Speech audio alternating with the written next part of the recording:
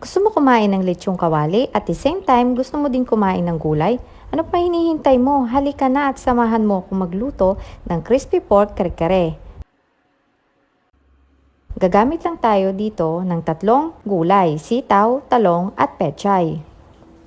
Mahiwa at mahugasan ng ating mga gulay ay piprituhin ko na ang ating talong. Mas malinamnam kasi kapag piniprito.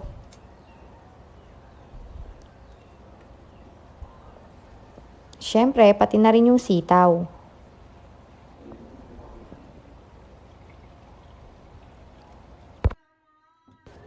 Susunod naman, papakuluan ko lang ang ating pork belly hanggang sa ito'y lumambot.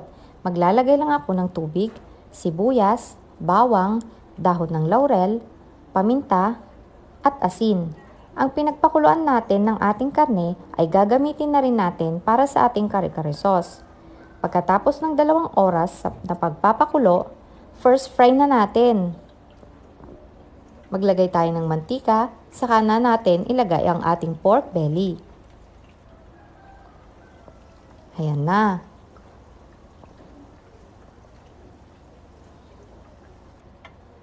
Hanguin natin. Sunod na natin ang ating second fry para mas malutong. Kayo ba, anong sekreto nyo para mas malutong ang inyong lechong kawali?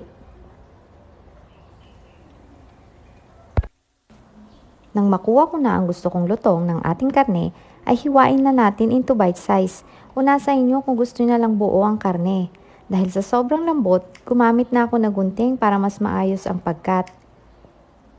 Ngayon naman, lutuin na natin ang ating kare-kare sauce. Nag-isa lang ako ng bawang at sibuyas. Tapos, nilagay ko na ang ating pinagpakuluan ng karne. Hindi na ako gagamit ng asin kasi may alat na ito. Ground black pepper na lang para medyo may anghang, asukal para may tamis. Siyempre, ang pangunahing sangkap para matawag itong kare-kare ang peanut butter. At sweaty powder para may kulay ang ating kare-kare. Hintayin lang nating lumapot.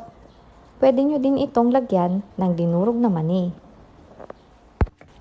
Kaya kung paborito mo ang kare-kare, try mo na din to para ibang style naman ang ihain nyo sa inyong pamilya.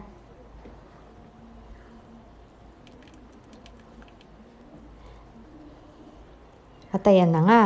Sharan! Siyempre, ito ang paborito ko sa part ng ating pagluluto. At sigurado kayo rin.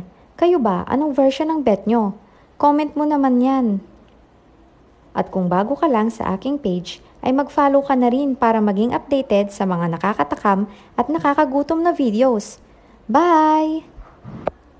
Thank you for watching. See you!